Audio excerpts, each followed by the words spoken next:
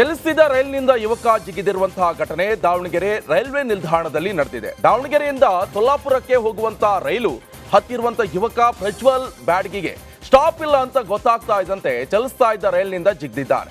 ಇನ್ನು ರೈಲಿಂದ ಜಿಗಿದ ಪ್ರಜ್ವಲ್ಗೆ ಸಣ್ಣ ಪುಟ್ಟ ಗಾಯಗಳಾಗಿವೆ. ರೈಲಿಂದ ಜಿಗಿದ ವಿಡಿಯೋ ಕೂಡ ರೈಲ್ವೆ ನಿಲ್ದಾಣದಲ್ಲಿ ಸಿಸಿ ಕ್ಯಾಮೆರಾದಲ್ಲಿ ಸೆರೆಯಾಗಿದೆ.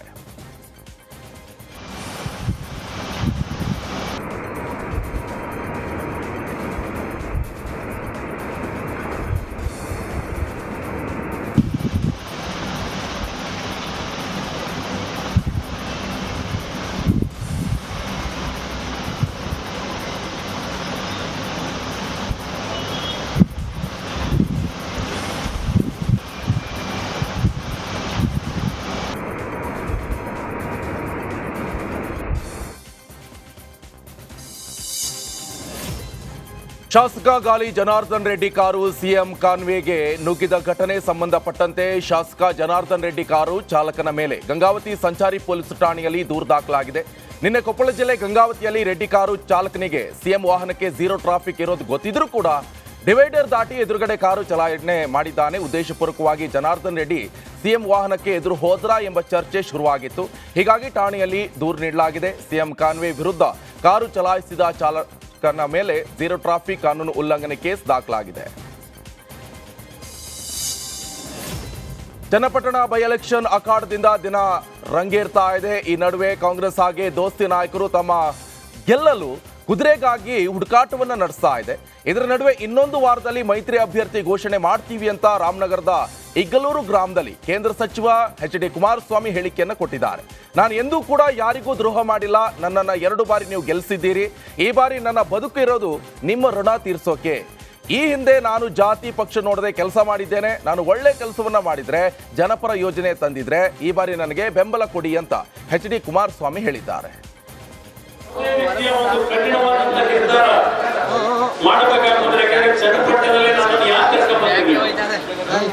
ಇಲ್ಲಿ ಕಳೆದ 20 ವರ್ಷ ಪಟ್ಟಂತ ನೋವು ನೀವು ನನ್ನ ಕಾರ್ಯಕರ್ತರು ಅದನ್ನು ಸರಿಪಡಿಸ್ಕೋಬೇಕು ಅಂತ ಹೇಳಿ, ಇಲ್ಲ ನೀನೇ ಬರಬೇಕು ಅಂತ ಹೇಳಿ 18ರಲ್ಲಿ ಕರ್ಕೊಂಡು ಚುನಾವಣೆ ನಿಲ್ಲಿಸ್ಕೊಂಡಿದ್ದೆ. ನನ್ನನ್ನು ನಂಬಿ ಈ ಕ್ಷೇತ್ರದಲ್ಲಿ ಈ ಪಕ್ಷ ಉಳಿಸ್ಕೋಬೇಕು ಅಂತ ಹೇಳಿ ದುಡಿಮೆ ಮಾಡಿರ್ತಕ್ಕಂಥ ನನ್ನ ನಿಷ್ಠಾವಂತ ಕಾರ್ಯಕರ್ತರಿಗೆ ನಾನೀಗ ಸ್ವಾರ್ಥಕ್ಕೋಸ್ಕರವಾಗಿ ನಿಮ್ಮನ್ನ ಬಲಿಪಶು ಮಾಡಲಿಕ್ಕೆ ಸಿದ್ಧ ಇಲ್ಲ. ಈ ಪಕ್ಷ ಇಲ್ಲಿ ಉಳಿಯಲೇಬೇಕು. ಬರೀ ಚನ್ನಪಟ್ಟಣ ಅಷ್ಟೇ ಅಲ್ಲ, ರಾಮನಗರದಲ್ಲೂ ಕುಡಂಬರ ನಡೆದಿದೆ. ಅದೇ ರೀತಿಯ ಒಂದು ರಾಜ್ಯ ಕಾಂಗ್ರೆಸ್ನಲ್ಲಿ ಸಿಎಂ ಫೈಟ್ ಜೋರಾಗಿದೆ. ಸಿಎಂ ಸಿದ್ದರಾಮಯ್ಯ ಮೂಡ ಹಗರಣದಲ್ಲಿ ವಿಲವಿಲ ಅಂತ ಒದಾಡ್ತಾ ಇದ್ರೆ, ಆದ್ರೆ ಇತ್ತ ಸಿಎಂ ರೇಸ್ ನಲ್ಲಿರುವಂತಹ ದೆಹಲಿ ದಂಡಯಾತ್ರೆ ಮಾಡ್ತಾ ಇದ್ದಾರೆ. ಈ ಬೆನ್ನಲ್ಲೇ ಗೃಹ ಸಚಿವ ಡಾಕ್ಟರ್ ಜಿ ಪರಮೇಶ್ವರ್ ಹಾಗೆ ಸಚಿವ ಸತೀಶ್ ಜಾರಕಿಹೊಳಿ ಭೇಟಿ ತೀವ್ರ ಕುತೂಹಲವನ್ನ ಮೂಡಿಸಿದೆ. ಬಳಿಕ ಮಾತನಾಡಿರುವಂತಹ ಸತೀಶ್ ಜಾರಕಿಹೊಳಿ, ಭೇಟಿಯಾಗಿದ್ದೀವಿ, ಊಟ ಮಾಡಿಸಿದ್ರು ಅಷ್ಟೇ, ನಂದು ಬೇರೆ ಕಾರ್ಯಕ್ರಮ ಇತ್ತು, ಅಲ್ಲಿಗೆ ಬಂದಿದ್ದೆ ಅಂತ ಹೇಳಿದ್ರು. ನಂದು ಬೇರೆ ಕಾರ್ಯಕ್ರಮ ಇತ್ತು, ಸೊ ಅಲ್ಲಿ ಬಂದಿದ್ದೆ, ಸಾಹೇಬ್ರ ನೋಡ್ಕೊಂಡು ಹೋಗ್ಲಿಕ್ಕೆ ಬಂದಿದ್ದೆ, ಊಟ ಮಾಡಿದ್ರೆ ಅಷ್ಟೇ. ಬೇರೆ ಏನು ಚರ್ಚೆ ಆಗಿಲ್ಲ ಸರ್? ಬೇರೆ ಏನಾಗ್ತದೆ, ಏನಿತ್ತು? ಈಗ ಸಿ ಎಂ ರಾಜೀನಾಮೆ ಕೊಡಬೇಕು, ಕೂಗು ಜಾಸ್ತಿ. ಇಲ್ಲ, ನಾವೆಲ್ಲಿ ಕೊಡಬಾರ್ದು ಅಂತ ಹೇಳಿರಲ್ಲ, ಅವ್ರು ಕೂಗು ಮಾಡಿದ್ರೆ ನಾವು ಬೇಡ ಅಂತ ಹೇಳಿದ್ರೆ. ಅಲ್ಲ, ಡೆಲ್ಲಿಗೆ ಸರ್ ಮೊನ್ನೆ ಮಲ್ಲಿಕಾರ್ಜುನ್ ಖರ್ಗೆ ಯಾವುದೋ ಅದು ಈ ಸಿ ಎಮ್ಗೆ ಸಾಹೇಬ್ರು ಹೆಂಗೆ ಭೇಟಿ ಆದ್ವಿ ಹಂಗೆ ಅಷ್ಟೇ. ಅದು ಭೇಟಿ ಆಗ್ತಾನೆ ಇರ್ತೀವಿ, ಮತ್ತೆ ಎಲ್ಲ ಒಂದೇ ಮಂತ್ರಿಗಳು ಶಾಸಕರು ಭೇಟಿ ಆಗ್ತಾನೆ ಇರ್ತೀವಿ. ಅದೇ ನಂಗೆ ನೀವು ಹೆಂಗೆ ಸೇರಿದ್ರಿ, ಡೈಲಿ ಸೇರ್ತಿರಲ್ಲ, ನಾವು ಹಂಗೆ ಸೇರ್ತಾನೆ ಇರ್ತೀವಿ. ಹೇಳಿದಿಲ್ಲ, ಈಗ ಡೆಲ್ಲಿ ಸಿ ಎಮ್ದು ಈಗ ಸದ್ಯಕ್ಕೆ ಇಲ್ಲ ಪ್ರಸ್ತಾವನೆ. ಇದ್ದಾಗ ಹೇಳ್ತೀವಿ, ನಿಮ್ಗೆ ಕರೆದು ನಾವು ಹೇಳ್ತೀವಿ ನಮ್ಮ ಡಿಮಾಂಡ್ ಇದೆ ಅಂತ. ಈಗಿಲ್ಲ ಯಾವುದು. ಖಾಲಿನೇ ಇಲ್ಲ. ಎಲ್ಲಿ ಯಾರಿಗೆ ಮಾಡೋರು, ಯಾರು ಜಗದಾಗ ಮಾಡೋರು ಸಿ ಎಮ್ ಇರೋದು. ಪಶ್ಚಿಮ ಘಟ್ಟದ ತಪ್ಪಲಲ್ಲಿ ಭಾರೀ ಮಳೆಯಾದ ಹಿನ್ನೆಲೆ ಜನರು ತತ್ತರಿಸಿ ಹೋಗಿದ್ದಾರೆ. ಆಗುಂಬೆ ಘಾಟ್, ಹೆಬ್ರಿ ಬೆಟ್ಟದ ತಪ್ಪಲ್ನಲ್ಲಿ ಸುರಿದಿರುವಂತಹ ಧಾರಾಕಾರ ಮಳೆಗೆ ಉಡುಪಿ ಜಿಲ್ಲೆ ಹೆಬ್ರಿಯ ನದಿಗಳು ತುಂಬಿ ಹರಿದಿವೆ. ನದಿ ತುಂಬಿ ಹರಿದ ರಭಸಕ್ಕೆ ಮಳೆ ನೀರು ಏಕಾಏಕಿಯಾಗಿ ಮನೆ, ತೋಟ, ಗದ್ದೆಗಳಿಗೆ ನುಗ್ಗಿದ್ದು ನೀರಿನ ರಭಸಕ್ಕೆ ತಗ್ಗು ಪ್ರದೇಶದಲ್ಲಿ ನಿಲ್ಲಿಸಿರುವಂತಹ ಕಾರು ತೋಟದಲ್ಲಿ ತೇಲಿ ಹೋಗಿದೆ.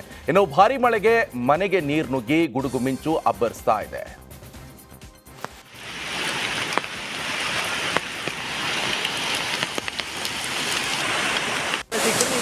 ಎರಡು ಸಿಕ್ಕಿಲ್ಲ,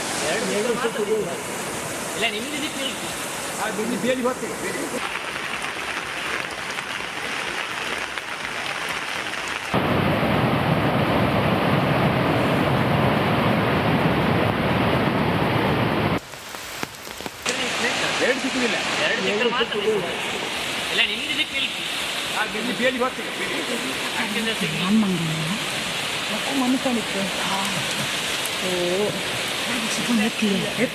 ಬತ್ತೆ ಅಂದ್ರೆ ಬೇಡ ಅಂದ್ರೆ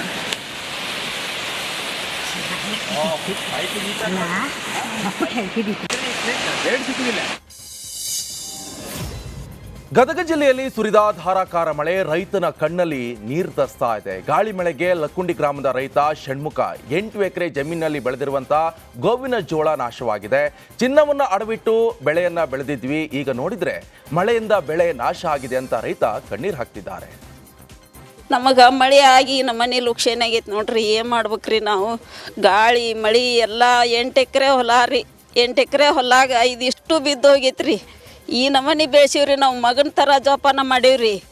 ಮತ್ತು ಈ ನಮನಿ ಬೆಳೆಸಿ ಈ ನಮನಿ ಲುಕ್ಷೇನೆ ಆಗೈತ್ರಿ. ಇದಕ್ಕೆ ಏನು ಮಾಡಬೇಕು? ನಮಗೇನು ಒಂದು ತುಳಿಯಲ್ರಿ. ಆ ನಮನಿ ಆಗ್ಬಿಟ್ಟೈತ್ರಿ. ಈಗ ಏನು ಮಾಡ್ಬೇಕ್ರಿ ನಾವು? ಇದಕ್ಕೆ ಏನಾರ ಒಟ್ಟು ಪರಿಹಾರ ಕೊಡ್ತೀನಿ ಅಂದ್ರೆ ಕೊಡಿಸ್ರಿ ಅಪ್ಪ, ದಯವಿಟ್ಟು ಯಾರಿಗಾದರೂ ಹೇಳಿ. ಏನೋ ಮಕ್ಕಳು ಮರಿ ಇದ್ದವ್ರಿ, ಅವ್ರಿಗೊಟ್ಟು ಇವ್ರಿಗೊಟ್ಟು ಏನಾರ ಕೊಡ್ಬೇಕಂತ ಮಾಡಿದ್ವಿ ನಾವು.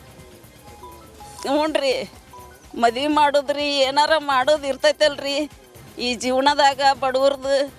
ನಮಗೆ ಮಳೆ ಆಗಿ ನಮ್ಮ ಮನೆ ಲುಕ್ಷೇನ ಆಗೈತೆ ನೋಡ್ರಿ. ಏನು ಮಾಡ್ಬೇಕ್ರಿ ನಾವು? ಗಾಳಿ ಗದಗದಲ್ಲಿ ಸುರಿದಿರುವಂತಹ ಧಾರಾಕಾರ ಮಳೆ ಭಾರಿ ಅವಾಂತರ ಸೃಷ್ಟಿಸಿದೆ. ಮುಂಡರಗಿ ತಾಲೂಕಿನ ಡಂಬಳ ಗ್ರಾಮದಲ್ಲಿ ಸುರಿದ ಮಳೆಗೆ ಕಾಲುವೆ ಉಕ್ಕಿ ಹರಿದು 100 ಕ್ವಿಂಟಲ್ ಈರುಳ್ಳಿ ನೀರು ಪಾಲಾಗಿದೆ. ನೀರಾವರಿ ಇಲಾಖೆ ನಿರ್ಲಕ್ಷ್ಯಕ್ಕೆ ರೈತರ ಬದುಕು ಮುರಾಬಟ್ಟೆಯಾಗಿದೆ. ಕಟಾವು ಮಾಡಲು ಡಂಬಳ ಗ್ರಾಮದಲ್ಲಿ ಹಾಕಿರುವಂತಹ 100 ಕ್ವಿಂಟಲ್ ಈರುಳ್ಳಿ ನೀರು ಪಾಲಾಗಿದೆ. ಪರಿಹಾರಕ್ಕಾಗಿ ರೈತರು ಆಗ್ರಹಿಸಿದ್ರು.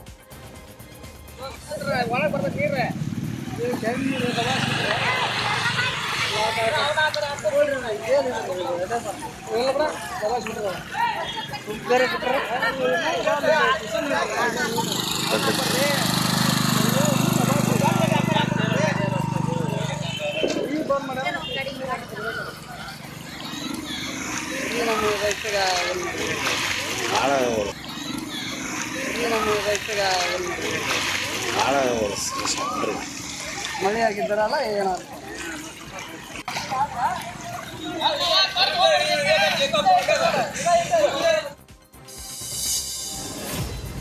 ಇನ್ನು ಬೆಂಗಳೂರಿನಲ್ಲಿ 3 ದಿನಗಳ ತನಕ ಮಳೆಯಾಗುವಂತಹ ಸಾಧ್ಯತೆ ಇದೆ ಅಂತ ಹವಾಮಾನ ಇಲಾಖೆ ತಿಳಿಸಿದೆ. ಇಂದಿನಿಂದ ಅಕ್ಟೋಬರ್ 9 ತನಕ ಸಿಟಿಯಲ್ಲಿ ಭಾರೀ ಮಳೆಯಾಗುವ ಸಾಧ್ಯತೆ ಇರುವುದರಿಂದ ಹವಾಮಾನ ಇಲಾಖೆ ಬೆಂಗಳೂರಿನಲ್ಲಿ ಯೆಲ್ಲೋ ಅಲರ್ಟ್ ಘೋಷಣೆ ಮಾಡಿದೆ.